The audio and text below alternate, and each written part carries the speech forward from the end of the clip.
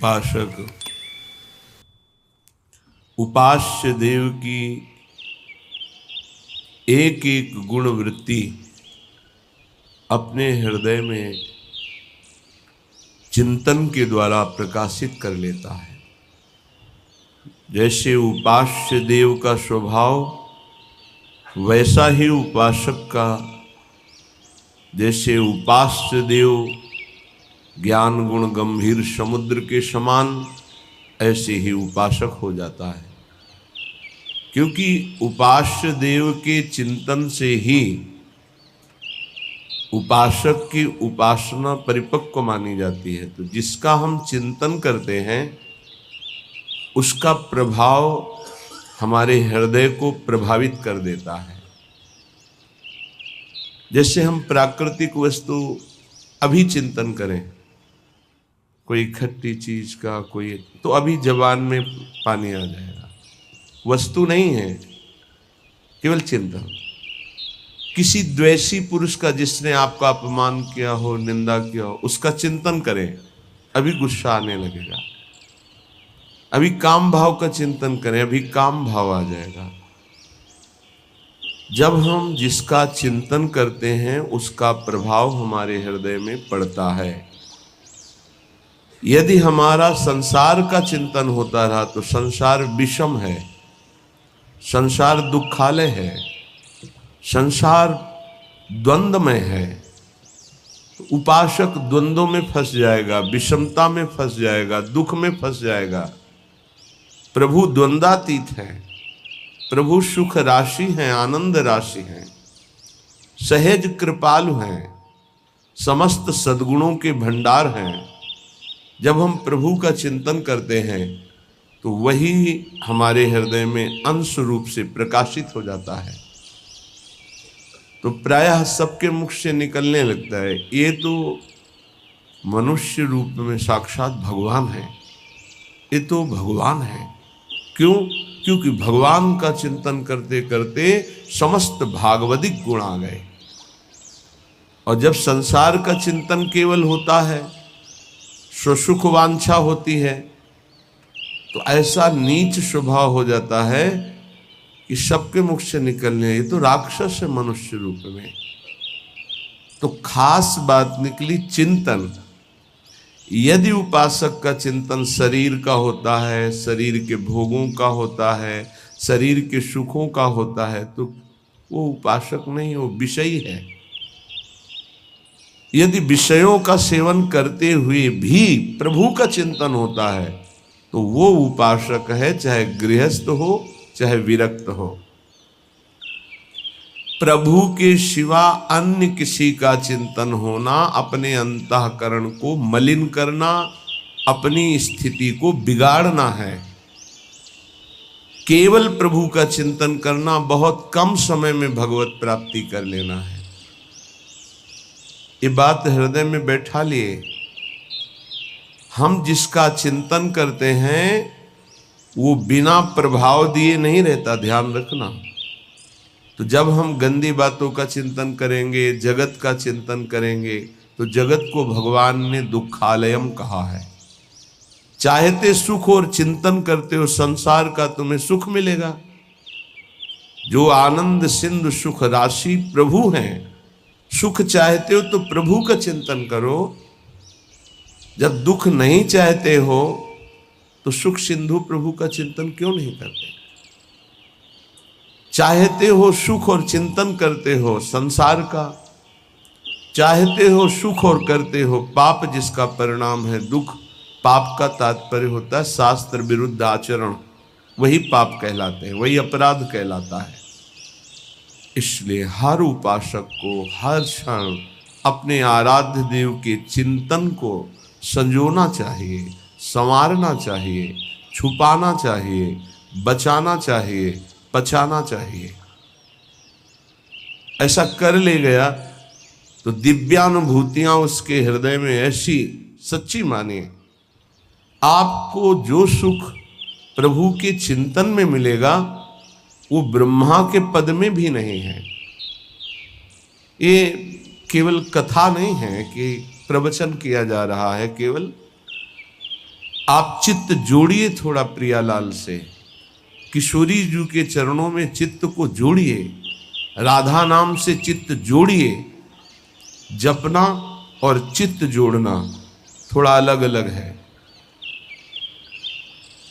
चित्त जोड़ने का मतलब है तन्मयाहा स्थिति। नाम चल रहा है, नाम देख रहे हैं, नाम सुन रहे हैं और कुछ चिंतन नहीं है, उसे तन्मय कहा जाता है। नाम में तन्मय, रूप में तन्मय, लीला में तन्मय, सेवा में तन्मय।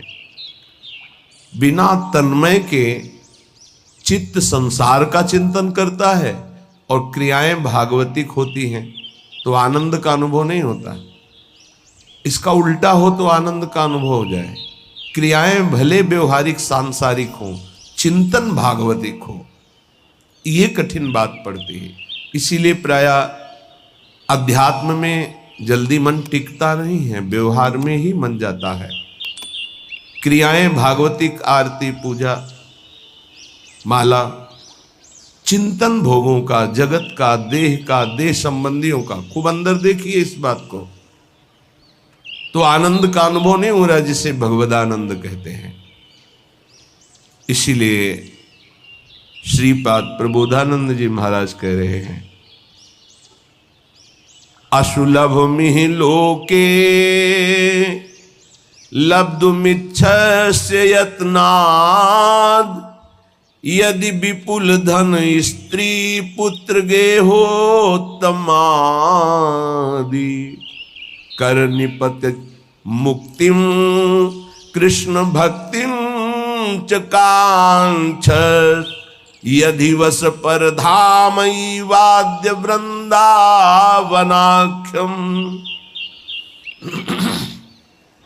तुम्हें बहुत संपत्ति की चाह है, मेरे प्रभु का भजन करो, सच्ची मानिए, ऐसी संपत्ति प्राप्त होगी कि न पारमेष्ठ्यम न महेंद्रधिष्ण्यम न सार्वभौमम न रसाधिपत्यम न योग सिद्धिर न पुनर्भवम वा। विश्वास करो, 4 दिन भजन करते हो, ऊब जाते हो, ऐसे नहीं। लक्ष्य की प्राप्ति के लिए प्राणों की बाजी लगाई जाती है, चाहे कोई लक्ष्य हो। लौकिक लक्ष्य में क्या खिलवाड़ से कोई विजय प्राप्त करता है? प्राणों की बाजी लगाकर जब अभ्यास किया जाता है तो साधारण से साधारण और असाधारण से असाधारण सब पर विजय प्राप्त की जाती है, जब प्राणों का मोह छोड़कर अभ्यास किया जाता है। ऐसे ही भजन का अभ्यास आप मान लीजिए, जो चाहिए वो प्राप्त हो जाएगा। श्रीपाद कह रहे, असुलभ मिहि लोके लब्धुमिच्छस्य यत्नाद। तुम प्रयास से उतना धनी नहीं हो सकते हो जितना भगवत कृपा से हो जाओगे। प्रयास तो सब कोई कर रहा है कि मैं सर्व सुखों का भोक्ता बन जाऊं, पर बन पा रहा है क्या? भगवान के नाम का चिंतन करते हुए जथा लाभ संतोष सदा काहू सो कछु न चाहोंगो, ये स्थिति सुदामा जी की थी।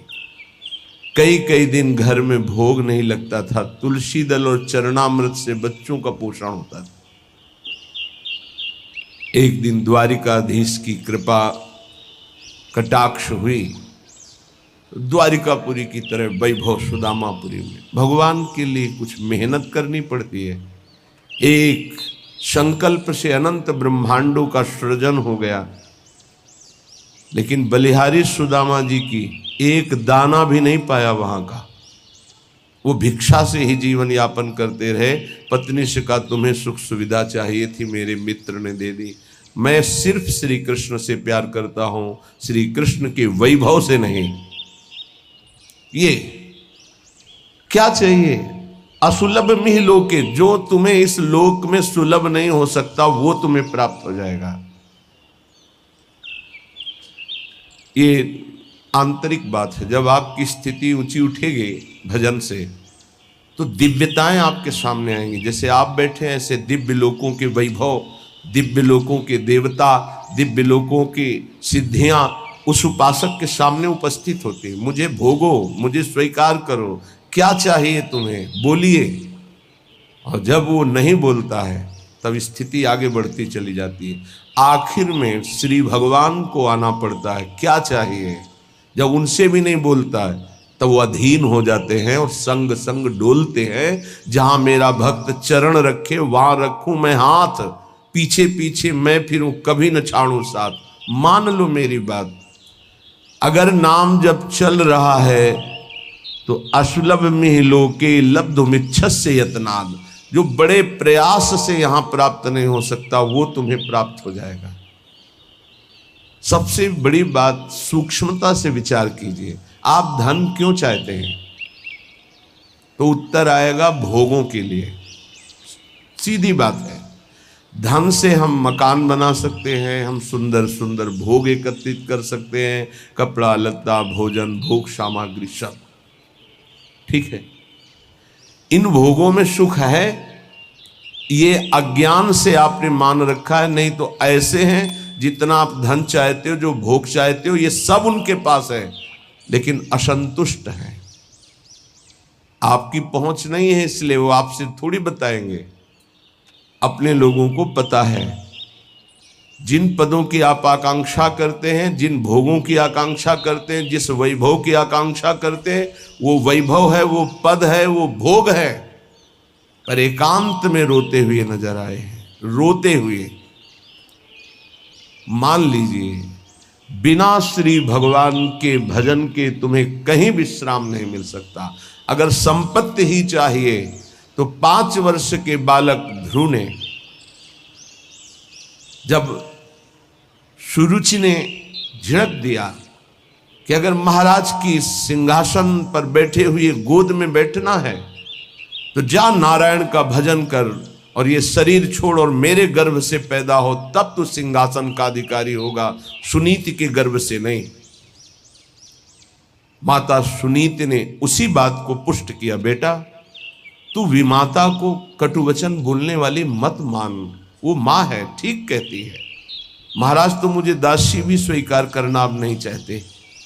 तू परम कृपालु भगवान नारायण का भजन कर, हरि का, और उन्हीं से अपनी चाह की पूर्ति कर। चाह थी मुझे परम पद मिले, परम पद अटल पदवी ऐसी मिली, सप्त ऋषि उसकी परिक्रमा करते हैं। ध्रुव जी की सप्त ऋषि परिक्रमा करते हैं, ऐसी पदवी प्राप्त हुई। क्या चाहिए? अपना कितना प्रयास कर लेंगे आप? हम ये नहीं कहते कायर बन करके बैठ जाओ, आप अपने कर्तव्य का पालन करें, पर नाम जप करते हुए जो चाहिए विश्वास कीजिए। अगर भगवान का भजन करते हुए तुम भगवत प्राप्ति नहीं कर पाते, भ्रष्ट हो जाते हो, तो श्रीमान कुलवानों के यहाँ तुम्हारा अगला जन्म होगा, परम पावन, जहां वैभव ही वैभव है। जिन भोगों में तुम भ्रष्ट हुए हो उस भोगों की बाहुल्यता होगी, और भक्ति के संस्कार उन भोगों से वैराग्य दिलाकर अगला जन्म भगवत प्राप्ति करा ही देगा पक्का। 2 प्रकार का जन्म होता है योग भ्रष्ट का। यदि वो भोगों में भ्रष्ट हुआ है तो भोग की बाहुल्यता और भक्ति संपन्न घरों में जन्म होगा, और यदि वो वैराग्य की चूक हो गई है तो अगला जन्म उसको सीधे ऐसे गृहस्थों के यहाँ होगा जो अकिंचन वैरागी और भगवत भक्त होंगे, जहां जन्म से वैराग्य के संस्कार और फिर भगवत तत्व का बोध, भगवत प्राप्ति। घाटा तो है ही नहीं। थोड़ा भी नाम जप किया तो दुर्गति से बचाकर सदगति में लगा देगा। जो चाहिए वो प्राप्त, विश्वास कीजिए। पर किसान भी खेती बोता है तो इंतजार करता है, सुरक्षा करता है, सींचता है, निकालता है, तब वो जाकर के कहीं फसल प्राप्त करता है। ऐसा नहीं कि दूसरे तीसरे दिन उसे फसल मिल जाती है। आज आप नाम जपना शुरू, सोचते हैं एकदम चमत्कार हो जाए, जो कहा जा रहा है एकदम संपत्ति आ जाए, एकदम सारे दुख मिट जाए। ऐसा नहीं होता, ऐसा नहीं होता। कोई कार्य एकदम ऐसे नहीं होता, उसकी भूमिका बनती है। पहले अनर्थों की निवृत्ति होती है, जिसको पाप कहते हैं। पाप प्रवृत्ति का नाश होता है। पहले पाप नाश, फिर पाप प्रवृत्ति का नाश, फिर भागवतिक भावों का उदय, फिर जो चाहोगे वो प्राप्त हो जाएगा। विपुल धन स्त्री पुत्र गे हो तमादि, उत्तम स्त्री उत्तम पुत्र उत्तम धन जो चाहिए मिल जाएगा। भगवान ने कहा है आर्त अर्थार्थी जिज्ञासु ज्ञानी 4 प्रकार के भगत होते हैं। एक संकट निवृत्ति के लिए, एक धन प्राप्ति के लिए। धन भी चाहिए तो श्री हरि का भजन करो और अपने कर्तव्य का पालन करो, और जैसे तुम्हें वो रख रहे हैं वैसे राजी रहो। आगे चलकर जब इस फसल की अन्न राशि एकत्रित होगी, अर्थात तुम्हारे इस भजन का फल आएगा, तो निहाल हो जाओगे, इसी जन्म में निहाल हो जाओगे। मान लीजिए, प्रार्थना है, मान लीजिए, ये मनमानी आचरण बंद करके भगवान के आश्रित होकर नाम जप कीजिए। ये तुम्हारे गंदे आचरण, गंदा भोजन, गंदे विचार, ये तुम्हारा नाश कर देंगे। जो तुम्हें लगता है अरे कुछ नहीं है, जब विपत्ति और संकट और पापों का फल आता है तब समझ में आता है कि हमने क्या गलती की है। इसलिए कर निपतित मुक्तिम कृष्ण भक्तिम, बहुत सुंदर बात है। यदि तुम्हें विपुल धन चाहिए, सुंदर स्त्री चाहिए, पुत्र चाहिए, वैभव चाहिए, उत्तम घर चाहिए, सच्ची मानिए, बार बार सच्ची इसलिए कह रहे कि आप विश्वास कर लीजिए, विश्वास कर लीजिए। बिना किसी प्रयास के अनायास ही अनंत ब्रह्मांडों का सृजन भगवान ने किया है। ये तुम्हारे लिए कुछ बड़ी बात नहीं है, तो क्यों नहीं कर देते भगवान? इसलिए नहीं कर देते कि तुम अपने अहम को पुष्ट किए हो, तो अहंकारी को अपने कर्म का भोग भोगना होता है। ये सिद्धांत है। अहंकार विमूढ़ात्मा कर्ता हमिति मन्यते, तो भोगता उसको बनना पड़ेगा। अवश्यमेव भोक्तव्यम कृतम कर्म शुभाशुभम। और अगर अहंकार भगवान के चरणों में समर्पित कर दो तो जीवन का वो प्रकाश, वो आनंद, वो वैभव कैसे तुम्हें बताएं? किस बात की कमी है? हमारा चिंतन प्रभु में नहीं जुड़ा, बस इसी बात की कमी है। अगर हमारा चिंतन जुड़ जाए तो श्रीपाद प्रबोधानंद जी कह रहे हैं असुलभ मिह लोके, जो इस लोक में तुम्हें लुब्ध मिच्छस्य यत्नाद, यत्न करने पर भी नहीं प्राप्त हो सकता, वो विपुल धन स्त्री पुत्र गेहो तमादि, उत्तम गेह, उत्तम स्त्री, उत्तम पुत्र, उत्तम संपत्ति, ये तुम्हें प्राप्त हो जाएगी। बोले नहीं ये तो मुझे नहीं चाहिए। तो बोले कर निपतित मुक्तिम, तुम्हारे हाथ में मोक्ष पदवी, भजन करो। बोले ये भी नहीं चाहिए। तो बोले कृष्ण भक्तिं च, श्री कृष्ण की प्रेम लक्षणा भक्ति प्राप्त हो जाएगी। परम धाम वाद्य वृंदावनाख्यम, यदि वृंदावन धाम का आश्रय लेकर भजन शुरू कर दिया सब कुछ प्राप्त हो जाएगा। वृंदाटवी सहज वीत समस्त दोषा, दोषा करानपि गुणा करताम नयंती, पोषाय में सकल धर्म बहिष्कृतस्य, शोषाय दुस्तर महागचयस्य भूयात्। चाहे जितना बड़ा पापी, नीच आचरण करने वाला दोषी पुरुष हो, वृंदाटवी सहज वीत समस्त दोषा, दोषा करानपि गुणा करताम नयंती, जिसमें एक भी गुण नहीं है, केवल पापाचरण है, ऐसा पुरुष भी यदि धाम का आश्रय ले ले और नाम जब शुरू कर दे तो कह रहे हैं सर्व दोषों का नाश करके सर्व गुणवान बना देता है। महर्षि ब्रह्म ऋषियों के पदवी में पहुंच गए केवल नाम जप करके, भगवान का आश्रय लेकर के। पोषाय में सकल धर्म बहिष्कृतस्य, मेरे में एक भी धर्म नहीं, मैं सर्व धर्मों से बहिष्कृत हूं, पर मेरा महान पालन किया वृंदावन ने और मेरे दुस्तर पापों का नाश करके सर्व गुणवान बना दिया। श्रीपाद प्रबोधानंद जी कहते हैं। देखो सिद्धांत को समझ लोगे तो बहुत सुखी हो जाओगे। एक भृंगी नाम का कीड़ा दूसरी जाति के कीड़े को लाकर मिट्टी के घरौंदे में पैक करता है, फिर उसे ऐसे डंक मारता है, और भन डंक इसलिए मारता है, उसको आकर्षित करता है अपनी तरफ, वो भयवश उसका चिंतन करता है।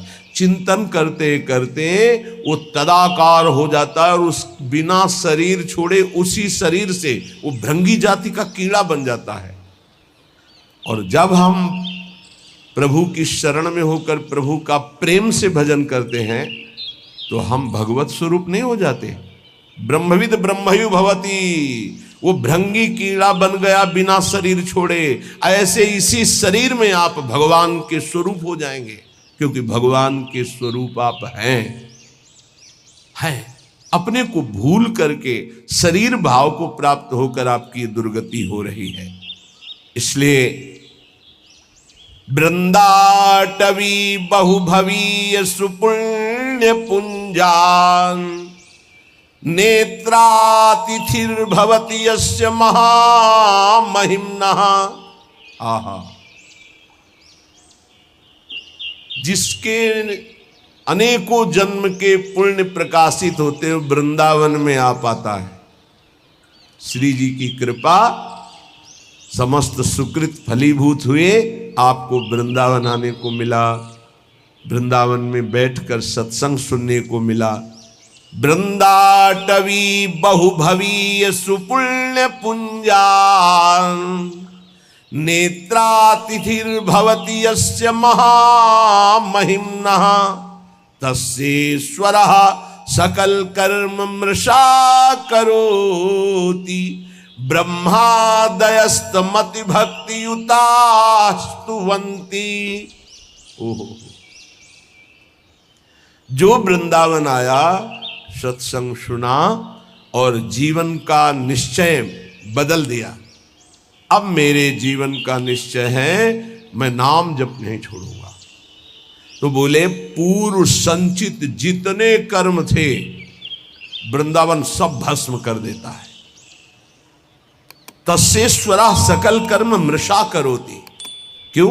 वृंदावन के ईश्वर बड़े दयालु हैं। वृंदावनाधीश्वरी और वृंदावनाधीश्वर श्री प्रिया प्रीतम, उनकी कृपा कटाक्ष से यहाँ आने वाले, यहाँ आश्रय लेने वाले, यहाँ भजन करने वाले समस्त पापों से, दोषों से रहित हो जाते हैं। और एक बात खास कह रहे हैं कि सकल कर्म मृषा करोति, आगामी जो कोई गलतियां हो जाएंगी उनका उनको दंड नहीं मिलेगा।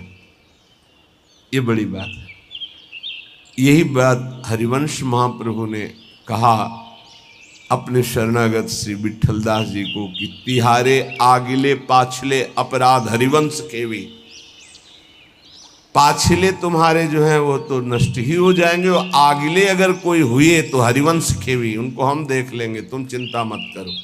कैसा भरोसा इन महापुरुषों के वचनों से प्रकाशित होता है। इनको छोड़कर अब कहां किसका आश्रय ले।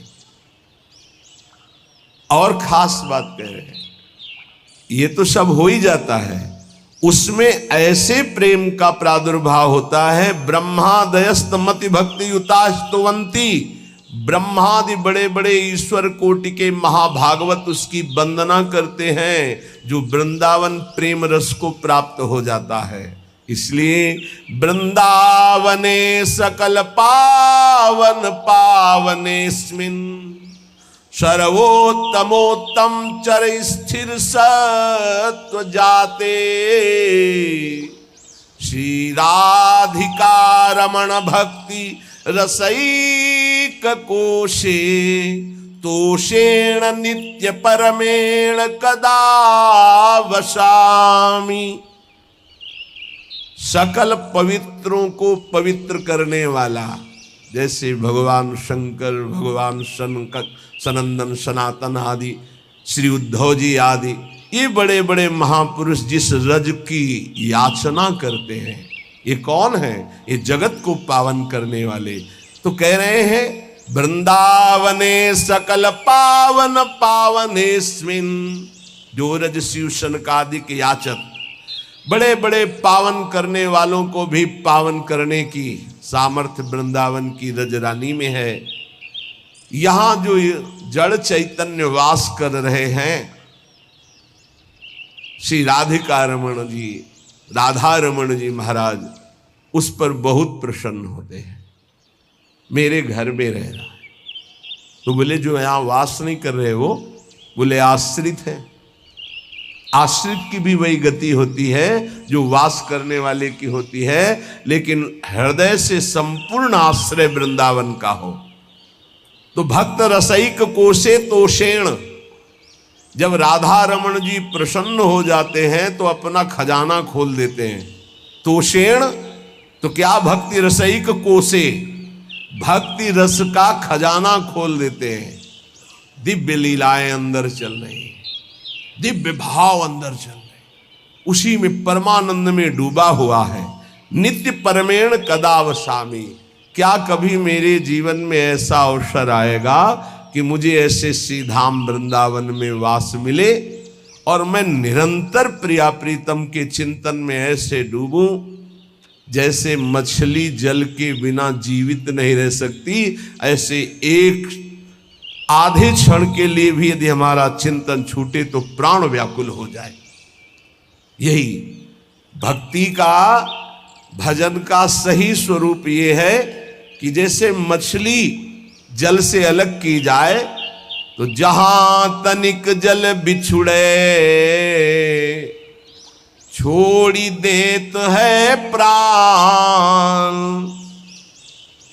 जहां जल से अलग हो तो तड़पते हुए प्राण त्याग, ये भजनानंदी का स्वभाव है, ये है आश्रित का स्वभाव, ये है वृंदावन वासी का स्वभाव। अगर ये स्वभाव नहीं है तो अभी वृंदावन वास तन मन के बन से ये अभी सही वास नहीं हो रहा, अभी सही आश्रय नहीं है, अभी सही भजनानंदी नहीं है। ये पहचान है। बड़ी कृपा है, आप सच्ची मानिए, जिनको कोई उपाधि नहीं मिली है, उपाधि पदवी, जिनको कोई जानता नहीं, बड़ी कृपा है। वो जीवन जिसको कोई नहीं जानता है वो हरि प्रिया के संग व्यतीत होता है, प्रिया प्रीतम के संग। कहीं कोई चिंतन जाने की गुंजाइश ही नहीं, कोई जानता ही नहीं, कोई प्रणाम नहीं, कोई नमस्कार नहीं, कोई बात नहीं करता, कोई नहीं बात करता, कभी कोई राधे राधे नहीं कहता, और कहे भी तो उपेक्षा कर दी जाती थी कि कहीं परिचय ना हो जाए। जहां तनिक जल बिछुड़े छोड़ी देत है प्राण, यह है भजनानंदी का स्वरूप। तद स्मरणेन परम व्याकुलते, देखो कहां हो, देखो प्रायः बहुत दिनों के बाद एक ऐसे महाभागवत के दर्शन हुए, सबकी चरण वंदना, लेकिन ऐसी स्थिति कि जहां तनिक जल बिछुड़े छोड़ देते हैं प्राण, एक महाभागवत के बहुत दिनों बाद दर्शन हुए जो महाराष्ट्र से पधारे थे। रोम रोम से निकल रहा था विट्ठल विट्ठल विट्ठल विट्ठल विट्ठल। ऐसी महान स्थिति आज हमारे ऊपर प्रिया जो प्रसन्न हुई, ऐसे महाभागवत का साक्षात्कार करा दिया। पर जानते हो, एक साधारण पतली धोती, एक साधारण कुर्ता और ऐसे छुपे हुए वेश में कि कोई ये ही नहीं कह सकता कि संत है, लेकिन ऐसी ऊंची स्थिति नाम की पूछो मत। ये कोई उपाधि नहीं, कोई परिचय नहीं और कोई सम्मान की प्रियता नहीं, ऐसे बैठे हुए, कोई आदर नहीं। जब दृष्टि में दृष्टि मिली तब लगा अरे कितनी उच्च कोटि की अवस्था इनकी अध्यात्म की है। नेत्र तरसते हैं भजनानंदी और ब्रह्मबोध संपन्न महापुरुष के दर्शन के लिए। सच्ची मानिए, ये उपाधियां तो बहुत है, उपद्रव कराने वाली बहुत उपाधियां हैं। उपाधि रहित महापुरुष, खास बात है, उपाधि रहित महापुरुष, देहाध्यास रहित महापुरुष, भगवत चिंतन में डूबा हुआ महापुरुष, तत्वबोध महापुरुष, ये अंगुलियों में गिने जा सकते हैं, ये सैकड़ों की संख्याओं में नहीं होते। छोड़ी देत है प्राण जहां जल से बिल गावे, अगर मछली को जल से अलग करो तो प्राण त्याग देती है, ऐसे ही भजन के जरा से विस्मरण के आभास में उनको ऐसा लगता है कि मेरे प्राण निकल जाएंगे, भजन छूट गया क्या। अगर मछली को पानी से निकालकर शुद्ध गाय के दूध में या दही में या सुंदर घी में या सुंदर रबड़ी में डाल दो तो बचेगी क्या, प्राण त्याग देगी। केवल जल, ऐसे ऐसे भजनानंदी दे दूध में डारी रहे ना प्राण गवावे। अगर दूध में डाल दे तो रहे ना, वो अपने प्राण त्याग देगी, क्योंकि पानी से प्रेम करती मछली। तो जाको वही आहार ताही को काले दीजे, रहे न कोटि उपाय और सुख नाना कीजे। बोले जिसका जो आहार है वो उसी की प्राप्ति में जीवित रहेगा, अन्यथा प्राण त्याग देगा। ध्यान दीजिए, भजनानंदी का आहार है नाम जप। अगर नाम जप छूटा तो प्राण त्याग देगा, जीवित नहीं रह सकता। कसौटी में कसो कौन सी स्थिति है आपकी, कितना आप भजन से प्यार करते हैं। यह लीजे दृष्टांत सके सो लेई बिचारी, जो नाम से ऐसो करे स्नेह ताहि की मैं बलिहारी।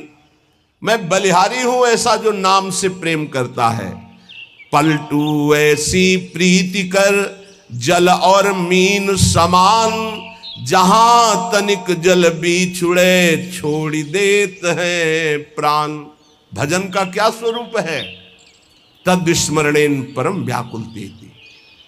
श्री पलटू स्वामी जी कहते हैं, बहुत बड़े भजनानंदी महापुरुष जिनके रोम रोम से सीताराम सीताराम निकलता था। कह रहे हैं ऐसी प्रीति करो नाम से जैसे जल से मछली प्रीति करती, दूर होने पर प्राण त्याग देती है।